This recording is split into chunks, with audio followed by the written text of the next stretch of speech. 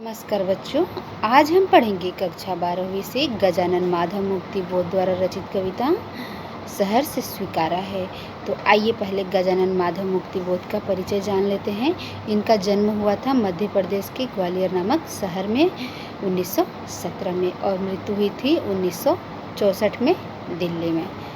इनकी कुछ प्रमुख रचनाओं के नाम जानते हैं। चांद का मुँह टेढ़ा, भूरी भूरी खाक धूल, काठ का सपना, विपात्र, सतह से उठता आदमी, कामायनी एक पुनर्विचार, समीक्षा की समस्याएं, एक साहित्य की डायरी, इतिहास और संस्कृति। यहाँ जो हम कविता पढ़ेंगे उसका नाम है सहर्ष स्वीकारा है।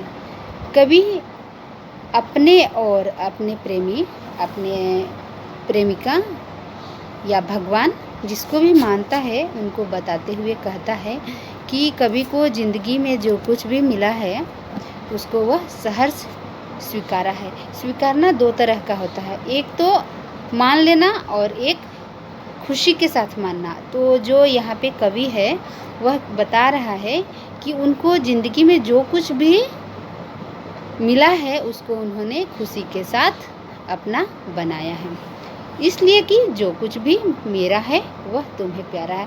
क्योंकि भगवान के द्वारा, उनके प्रेमी के द्वारा जो कुछ दिया गया है वह प्रेम से दिया गया है।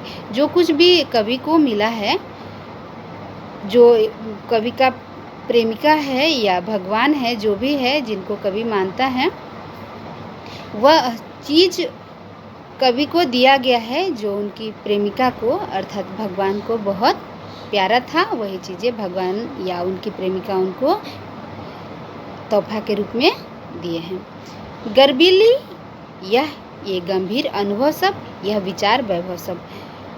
गर्बीली गरीबी, यहाँ तक कि जो गरीबी है, जो लेखक गरीब है उसको भी अपना सौभाग्य मानता है। क्यों मानता है? गर्बीली, गर्बीली मतलब गर्व देने वाली। जो लेखक गरीबी में जीवन यापन करता है उसको भी अपना गौरव मानता है। क्यों? क्योंकि वह भी उनके प्रेमी के द्वारा, उनके भगवान के द्वारा कवि को दी गई है। दृढ़ता यह भीतर और सरिता यह अभिनव सब मौलिक है, मौलिक है। जो भी कवि के पास इन बातों के का एहसास है वो सारे कवि किसी की नकल नहीं करता है। वह कवि के अंतर्यात्मा में जो भी है, जो कुछ भी मिला है वो सारे के सारे भाव मौलिक है, किसी और की नकल नहीं करता है। इसलिए कि पल पल में जो कुछ भी जागृत है, अपलक है, संवेदना तुम्हारा है। कवि कहता है कि जो जितनी भी संवेदनाएं हैं वह उनके प्रेमिका का है, भगवान का है और सारा कुछ ही भगवान के देव द्वारा अर्थात उनके प्रेमिका के द्वारा उनको दी गई है। जाने क्या रिश्ता है, जाने क्या नाता है। कवि बताता है कि समझ ही में नहीं आता है कि जाने क्या रिश्ता है कि उनके साथ, उनके प्रेमिका के साथ, भगवान के साथ यह कैसा रिश्ता है। जितना भी उड़ेलता हूँ भर भर फिर आता है। जितना भी भगवान को, प्रेमिका को देने की कोशिश करता है उससे भी ज़्यादा वापस प्रेमी कवि को मिलता है। दिल में क्या झरना है, मीठे पानी का सोता है। दिल में ऐसा लगता है कि देने के बाद भी और प्यार और श्रद्धा अपनी प्रेमिका के लिए भीतर से निकल के आता है। तो कवि बोलता है कि क्या दिल में झरना है, और उस वैसा झरना जहाँ से मीठा पानी निकलता है। भीतर वह, ऊपर तुम, भीतर वह है और ऊपर जो प्यार है उमड़ उमड़ के आता है। मुस्काता चांद जो धरती पर रात भर, मुझ पर त्यों तुम्हारा ही खिलता हुआ चेहरा। रात भर जैसा चांद मुस्कुराते रहता है कवि को, उनकी प्रेमिका की अर्थात भगवान की याद उनकी आँखों में चलते रहता है, भगवान की याद करते रहता है कवि। सचमुच मुझे दंड दो कि भूलूं मैं। कवि कहता है कि मुझे ऐसा दंड दो कि मैं आपको भूल जाऊं, अपने भगवान को भूल जाऊं अर्थात अपनी प्रेमिका को भूल जाऊं। दक्षिणी ध्रुवी अंधकार अमावस्या, दक्षिणी ध्रुव पर जिस प्रकार अंधेरा रहता है, फैला रहता है, उसी प्रकार हमारे ज़िंदगी में मुझे दंड देकर मेरे ज़िंदगी को और भी अंधकारमय बना दो। क्योंकि जो भी कुछ देगा उनका ईश्वर है, परमात्मा है या उनकी प्रेमिका है, उनके द्वारा दी गई जो भी वस्तु है वो कवि को बहुत प्यारा है।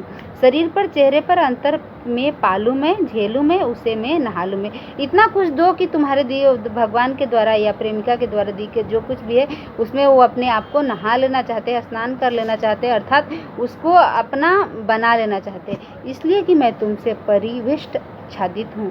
रहने का रमणीय यह उजेला अब सहा नहीं जाता, नहीं सहा जाता, कवि को बर्दाश्त नहीं होता है। जो कुछ भी है, जो आच्छादित है, जो कुछ भी मिला, कवि को अब बर्दाश्त नहीं होता। ममता के बादल की मडराती कोमलता भीतर पिराती है। जो ममता है, जो प्यार है, वह कवि को उद्वेलित करती है। कमजोर और अक्षम अब हो गई है आत्मा, अपने प्रेमी को याद कर करके, अपने परमात्मा को याद कर करके जो कवि की आत्मा है वह कमज़ोर सी हो गई है, छटपटाती छाती भवितव्यता डराती। जो कवि की छाती है वह छटपटाती है, बहुत परेशान होता है कवि। बहलाती सहलाती आत्मीयता बर्दाश्त नहीं होती। जो उनकी प्रेमिका के द्वारा उनकी आत्मीयता, जो प्रेम है, जो अपनापन है, वह कवि से अब बर्दाश्त नहीं हो रहा है। सचमुच मुझे दंड दो कि हो जाऊं, कवि कहता है कि उनको दंड दो हो जाऊं, पाताली अंधेरे की गुहाओं में, विरोध में, धुएं के बादलों में बिल्कुल मैं लापता। ऐसा दंड दो कि मैं गुफा में जाकर लापता हो जाऊं। वो भी जब उनके प्रेमिका के द्वारा या उन कवि के भगवान के द्वारा वो भी दिया जाता है तो भी कवि को प्यारा है। लापता की वहाँ भी तो तुम्हारा ही सहारा है। ऐसा जगह लापता हो जाऊं, मैं भूल जाऊं, लेकिन भूलने के बावजूद भी वहाँ पर तुम्हारा ही सहारा मुझे मिले। या मेरा तो होता सा लगता है, होता सा संभव है, क्योंकि तुम्हारा होना हर जगह ही संभव है। और जहाँ जो कुछ भी मुझे दोगे भगवान या प्रेमिका, मुझे वह हर्ष स्वीकार है और वही प्यारा है, क्योंकि तुम्हारे दिल द्वारा दिया गया वह प्यारा सा तोहफा है। सभी वह या मेरा जो होता सा लगता है, होता सा संभव है, सभी वह तुम्हारे ही कारण के कार्यों का घेरा है, कार्यों का वैभव। वो तुम्हारे द्वारा दिया गया जो कार्य है, वो वैभवता है, जो संपन्नता है, सब तुम्हारे द्वारा दिया गया है और वह सब मुझे प्यारा है, क्योंकि जो चीज़ तुम्हें प्यारा है उसी को तुमने मुझे तोहफा के रूप में गिफ्ट दिया है।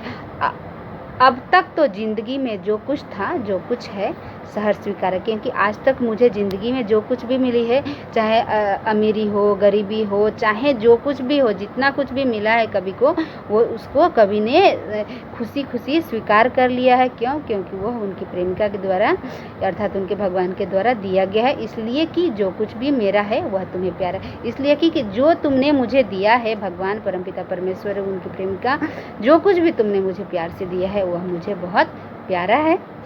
धन्यवाद।